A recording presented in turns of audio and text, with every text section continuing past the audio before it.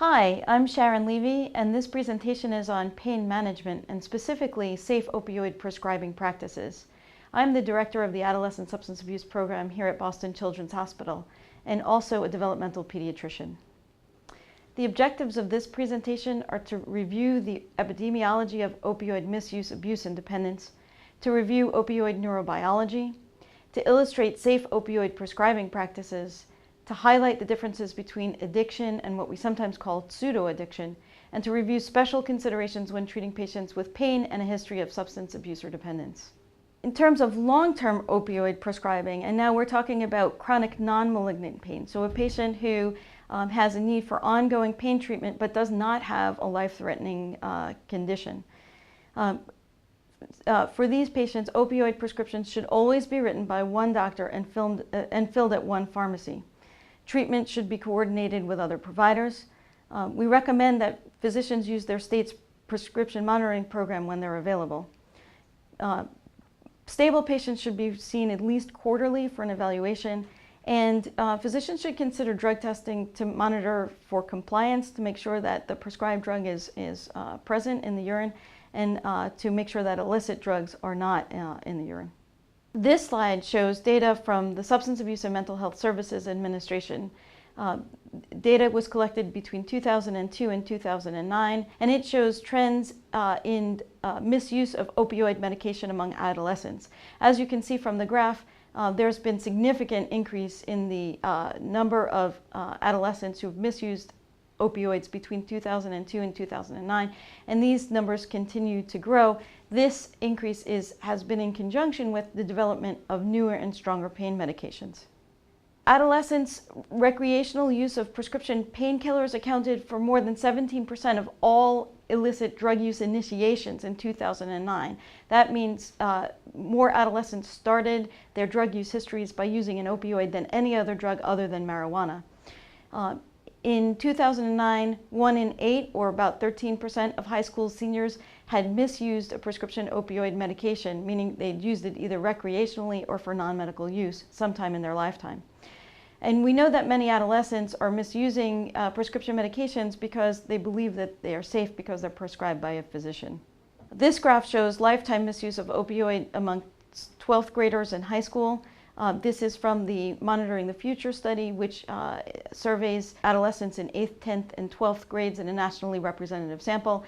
And we can see that from 1991 through 2011, there was a dramatic increase in misuse of opioids.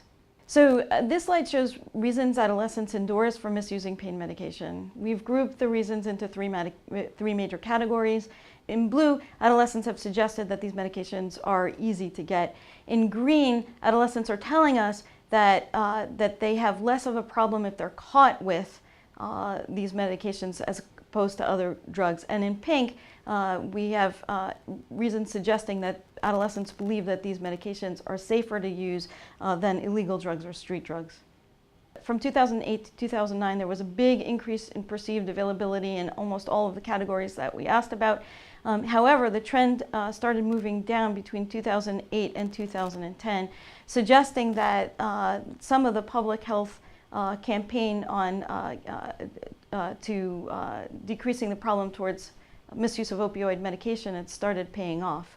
However, as you can see, even in the 2010 column, availability of prescription opioid pain medication is still unacceptably high for adolescents. Opioid medications exert their action on the mu-opioid receptor. This graphic demonstrates areas of high mu-opioid receptor density in the central nervous system. The 4 primary areas that have high mu-opioid receptor density are shown in colored blocks. The first block is the prefrontal cortex, which is responsible for executive functions such as controlling impulsivity. In green, we see the limbic system, which includes the nucleus accumbens and ventral tegmental area. This part of the brain is important for pleasure and reward, and is also very important in the development of addictions. The area in orange is the brainstem, which is responsible for autonomic functions such as respiration. The area shown in yellow is the spinal cord, which is responsible for analgesia. Opioid binding has distinct physiologic functions in the different regions. The receptor density is very dynamic.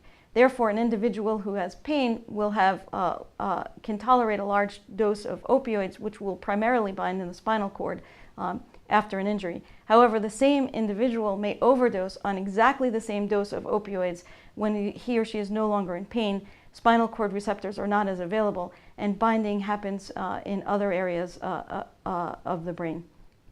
Pain medication always needs to be titrated to effect, in other words, to reach pain control, and kept at the lowest dose possible to minimize opioid-induced euphoria and binding to other areas in the brain.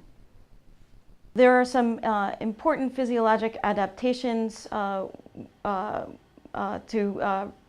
prolonged use of opioids. The first one is called tolerance, and that refers to the need for increasing amounts of substance to achieve a desired effect. A second physiologic adaptation is called withdrawal, and this is a physiologic response to a rapid decline in receptor binding due to either rapidly decreasing concentrations of opioids or the presence of a blocking agent. These two physiologic adaptations will occur whenever an individual has prolonged exposure and then withdrawal to opioids. When we're talking about opioid addiction, we're talking to a loss of control or compulsive use of opioids. Tolerance and withdrawal are both criteria for diagnosis of opioid dependence, but they're neither necessary nor sufficient to make the diagnosis alone. Other criteria, such as persistent desire to use the drug or unsuccessful efforts to cut down or control use, a great deal of time spent obtaining, using, or recovering from effects, giving up important activities because of drug use, or continued use of a drug despite physical or psychological harm are also important criteria. Any patient exposed to opioids over a long period of time, including patients who are prescribed opioids for pain and are using the medications as prescribed, will develop tolerance and withdrawal if the drug is stopped abruptly. These are a normal physiologic adaptation and do not in and of themselves define addiction. This slide shows an overview of treatment for opioid dependence. On the left, we have non-pharmacological treatments, such as residential treatment, which means removing an individual from his home setting, placing him in a hospital or other treatment program where the cues and triggers to use opioids would be less.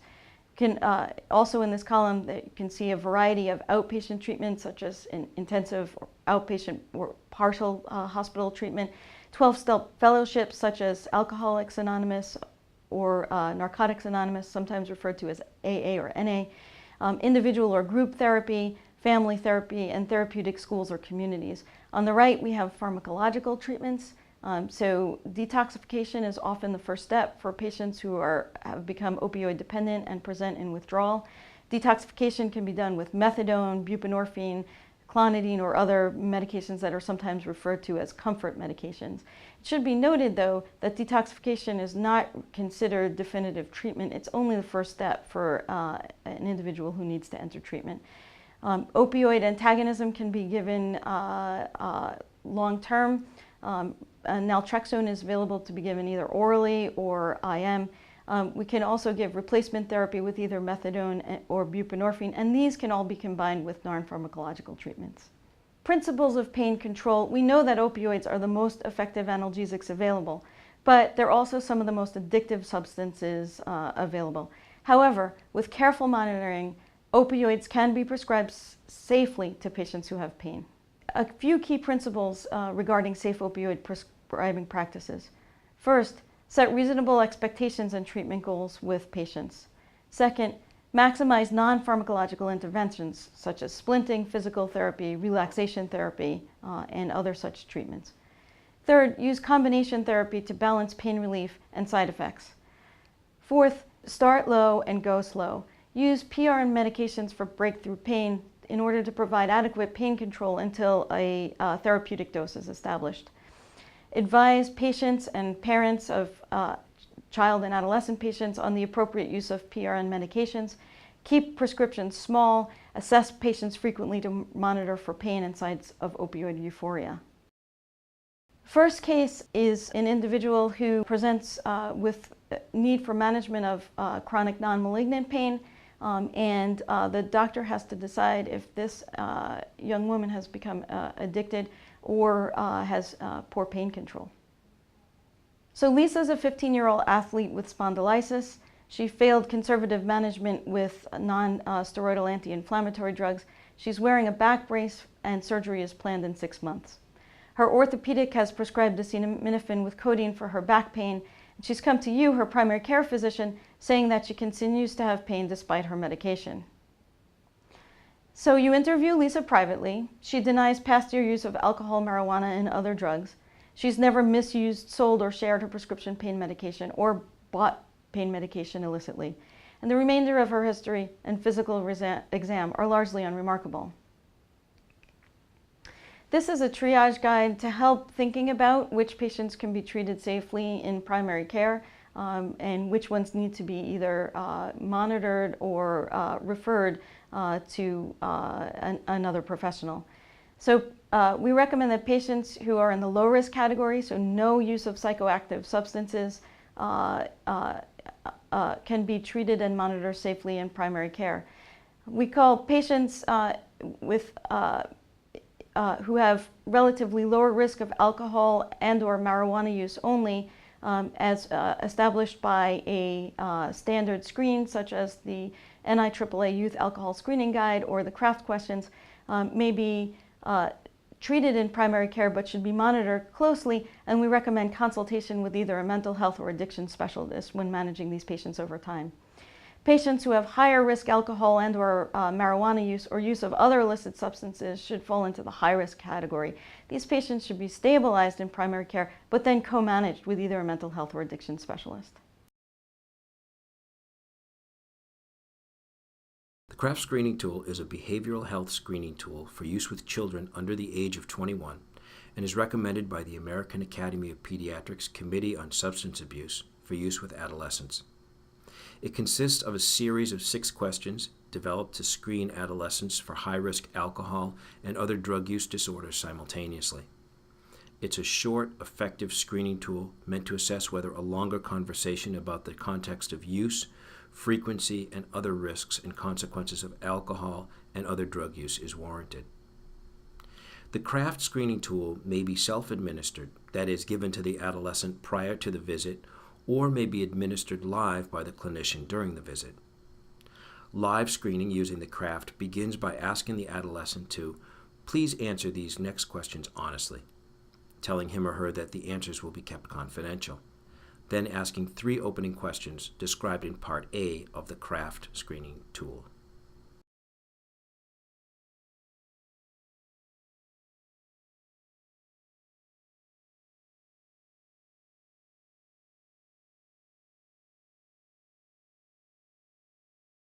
If the adolescent answers no to all 3 opening questions, the provider only needs to ask the adolescent the first question, the CAR question.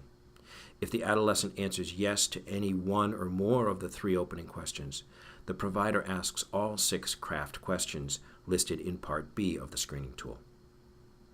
CRAFT is a mnemonic acronym of the first letters of keywords in the 6 screening questions. The questions should be asked exactly as written. C. Have you ever ridden in a car driven by someone, including yourself, who was high or had been using alcohol or drugs? R. Do you ever use alcohol or drugs to relax, feel better about yourself, or fit in? A. Do you ever use alcohol or drugs while you are by yourself, alone? F. Do you ever forget things you did while using alcohol or drugs? F. Do your friends or family ever tell you you should cut down on your drinking or drug use? T. Have you gotten into trouble while you were using alcohol or drugs?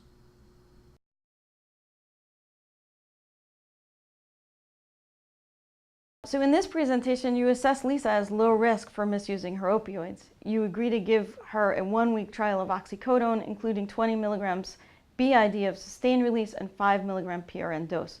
Lisa's mother agrees to monitor the medication. You give her a small prescription and ask her to come back in 1 week. Follow up 1 week later, Lisa's still complaining of back pain. She reports taking her all the medication that her mother gave to her. She says her pain is 10 out of 10 and she's asking for more medication. So what do you do at this point? You meet with Lisa's mother privately to ask her how she thinks Lisa is doing at home. During your interview, she confides in you that she's worried about Lisa becoming addicted to opioids because she knows how addictive these medications are, and so she's been withholding some of the medication. You go back in and explain that pain can be treated safely with good monitoring. You answer Lisa's mother's questions about tolerance, withdrawal, and explain to her the difference between tolerance and withdrawal alone and addiction.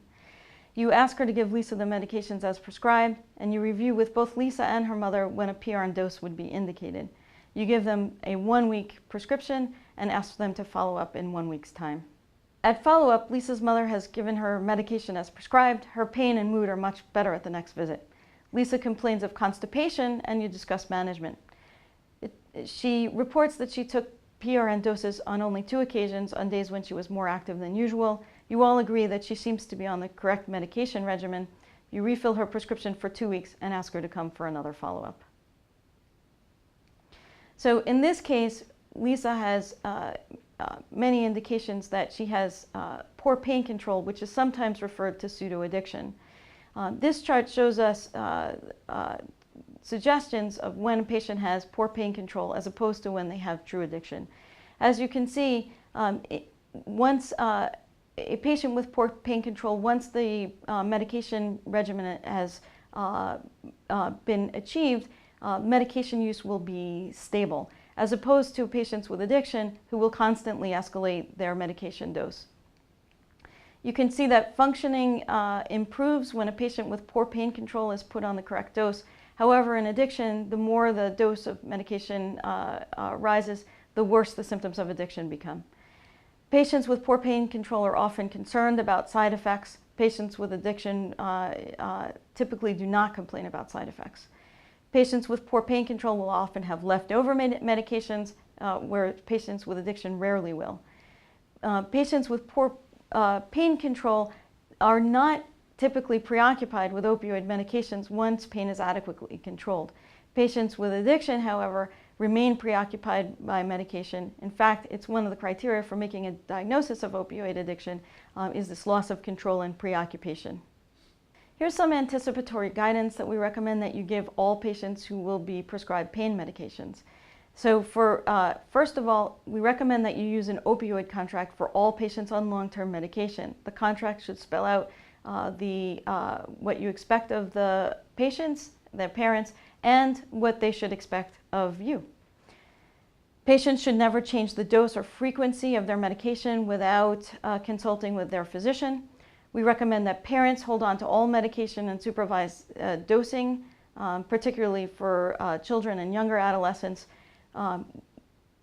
We recommend that physicians discuss with both patient and parent the significant misuse potential of these medications. Should also review policies regarding early refills for lost or stolen prescriptions. Other signs of true addiction are patients who give an evasive history, frequent requests for early refills, or unscheduled visits to the office or emergency room looking for medications. Patients who sell their medications or forge prescriptions often have addiction. Patients who steal or buy prescriptions from non-medical sources. Anyone who injects drugs or takes them other than as prescribed, for example, by insufflating them nasally or snorting them, or patients who mix drugs and alcohol are all more likely to have addiction. Case 2 is a patient with acute self-limited pain. Julie is a 17-year-old girl who has been followed in your office since infancy. She's healthy with no significant past medical history. She now presents with pain after inverting her ankle during a cheerleading practice several hours ago. She has diffuse swelling and tenderness of her right ankle. Her range of motion is normal and there's no point tenderness. An X-ray reveals soft tissue swelling but no fracture. You wrap Julie's ankle in an ACE bandage and teach her how to use crutches. You advise her to rest, ice, compress, and elevate the injured ankle, and ad-lib with weight-bearing, but avoid cheerleading practice and physical education for the next week. And you prescribe her ibuprofen 400 milligrams every 6 hours for pain. At follow-up, Julie returns a few days later complaining that she is still uncomfortable. Concerned by her prolonged pain, you ask the radiologist to review the X-ray. He confirms the reading of soft tissue swelling. Exam of her ankle is now unremarkable. You recommend that she continue ibuprofen and add acetaminophen for pain, and you refer her to an orthopedist. She asks you for stronger pain medication, saying that her friend gave her some pills the other day that made her feel much better. What do you do next? At this point, you say the following to Julie. I know that ankle sprains can be very uncomfortable. The good news is that your x-ray confirmed that you don't have a fracture or something more serious. I don't think the medication you asked for is the right thing in this situation. Opioid pain medications have a lot of side effects and can be harmful. Since you're still uncomfortable, I would like you to see the orthopedist just to make sure that we're not missing anything. Here are some principles of managing acute self-limited pain.